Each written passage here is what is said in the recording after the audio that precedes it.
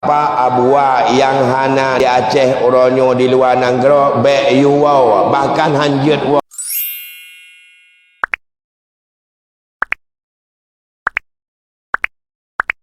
Apa abua yang hana di Aceh oronyo di luar negara baik you wow bahkan hanjut wow kirim surat telefon WA menurut agama kata hanjut wow ile tetap je nak menyang mati kakek menyang nak mati lele habisnya kawan tu buat tengah jai kula, buat tengah yang kerja, buat mentang hanjur.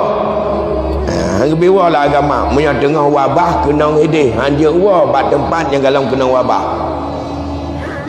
Maka betul ya tanya. Orang katanya atai wa dari pan mentang perintah. Ya.